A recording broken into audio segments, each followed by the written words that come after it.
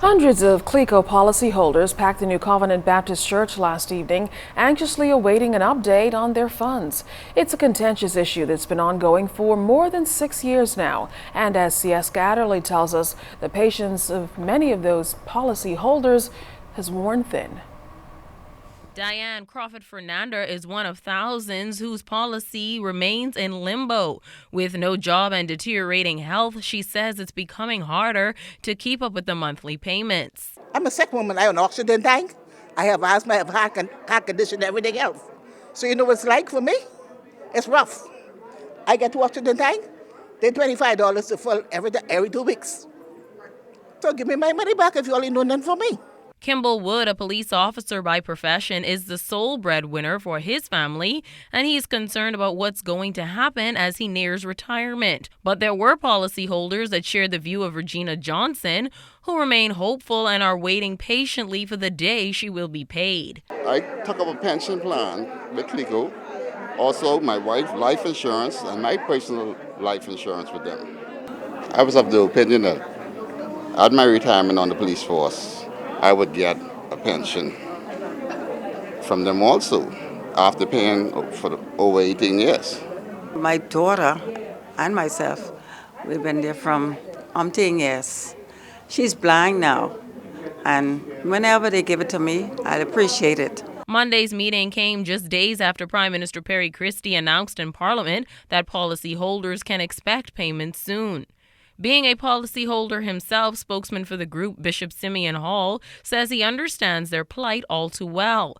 As a preacher of the gospel, Reverend Hall says he felt compelled to do something. People came here with high hopes. Some of them were disappointed that all they got was information. People see me as the representative for Cleo.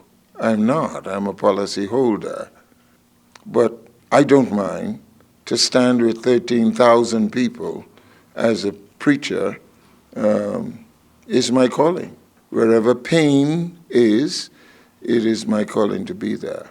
And while the Prime Minister's announcement comes as good news, the question that now remains, when will they be paid? As the policyholders feel they've waited long enough. C.S. Gatterly, ZNS Network News. Thanks so much, Sieska. Efforts to promote compliance at the downtown straw market led to the fury of some vendors. Cleo Murphy has the details on what set them off. Why are we treating the people like animals? Why are we not taking care of our people and embracing our people and empowering our people? Tensions flared in the downtown straw market Tuesday, fueled by the presence of police as compliance officers attempted to enforce market rules. Their presence angered Deandra Edgecombe. They have us like little children, dictating us. A bunch of police over us. We already have security, why we need the police? Irate straw vendors say one compliance officer requested the presence of police as she moved through the market, something they say scared tourists away. Cheryl Brennan says there are too many rules that make no sense. Among them, where items can be displayed and what can be sold. The only way you can sell your goods is your goods have to be displayed. And if you go away?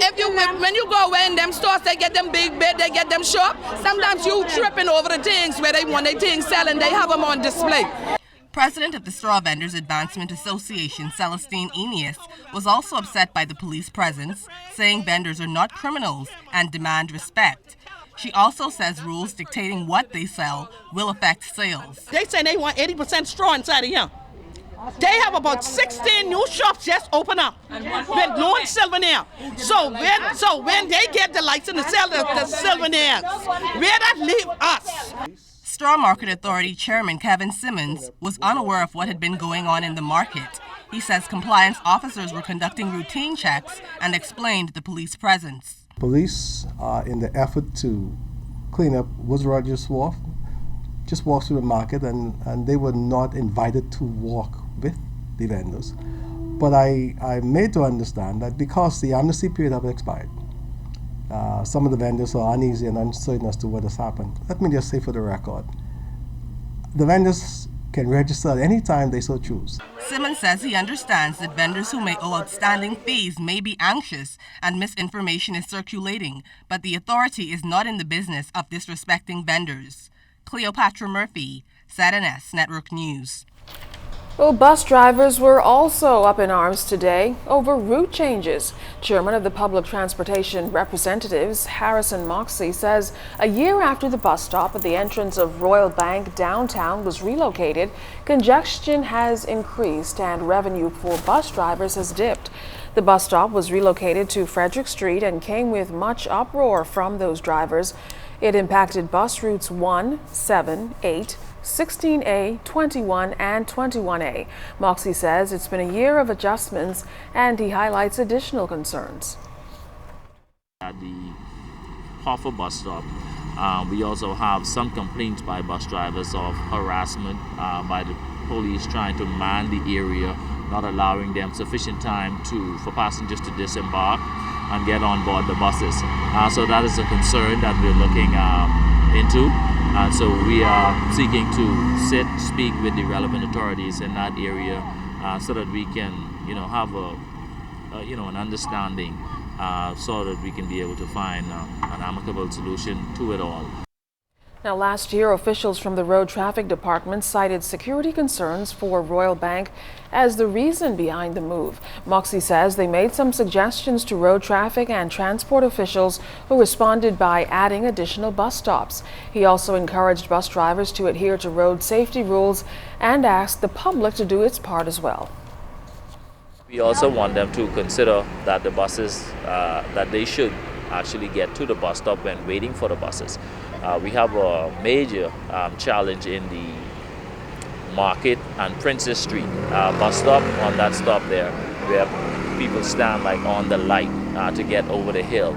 We want to encourage you to go over Gregory's Arch. There's a bus stop that is provided right there for you just before School Lane by Sierra Walker.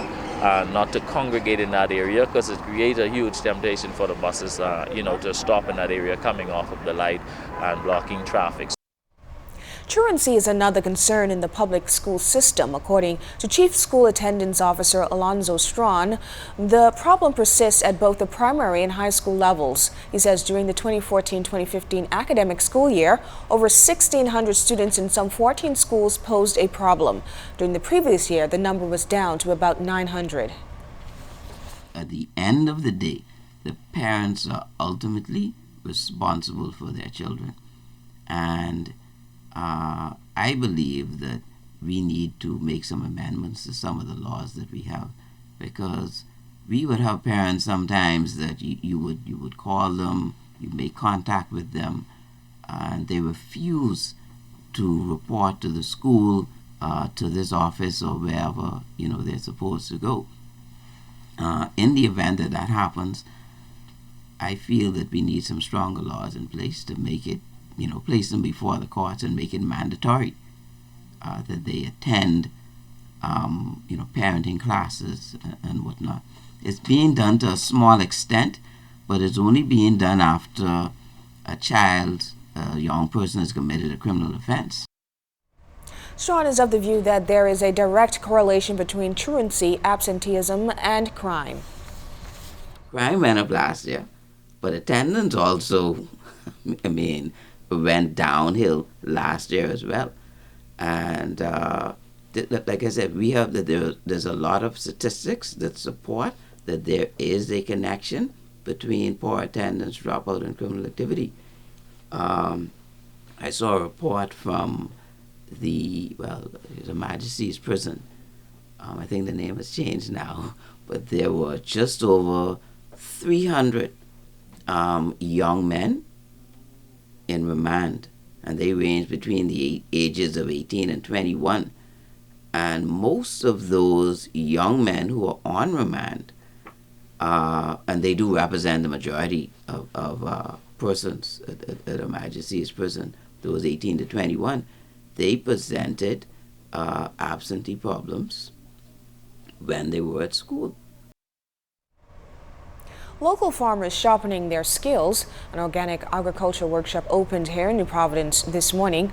The workshop, spearheaded by officials at the Bahamas Agriculture and Industrial Corporation, is teaching local farmers organic techniques. Assistant General Manager at BAIC responsible for agriculture, Arnold Dorset, says the workshop includes both theory and practical skills. Over the next 2 days, there'll be several farm visits to farmers' fields to see what they're doing, how they're doing it, with a view of introducing some organic farming principles where we can show farmers how to convert from a conventional farm production to an organic farm production. As you know, organic farming, if you can go to the food stores and look at organic farm prices, it's far higher than a typical farm production price. And so if we can introduce farmers to organic principles, we believe that we'll turn the price in their favor so that their farms can be qualified as organic farms and they can bring in a little better return on their investment. Dorset says organic farming has a number of benefits. In addition to the cost, he says there are direct benefits to a person's health as well as the environment. Our soil is very shallow, very porous, and when we add inorganic chemicals to it, when we put pesticides and other chemicals in it, it contaminates the soil, and we want to try to sustain the soil so that we can have it here for generations to come. So we'll be going through some of the principles how to ensure that you maintain a sustainable soil and water management of your farm. Of course, the benefits of the products will be that the product will be free of certain chemicals and insecticides and other hard chemicals. The more or the less of that you can put on your fruit and vegetable, the better for you. Some of the problems that we have in the country would be because of what we ingest in terms of chemicals, and it causes harm to our body. So we'll be mitigating against that.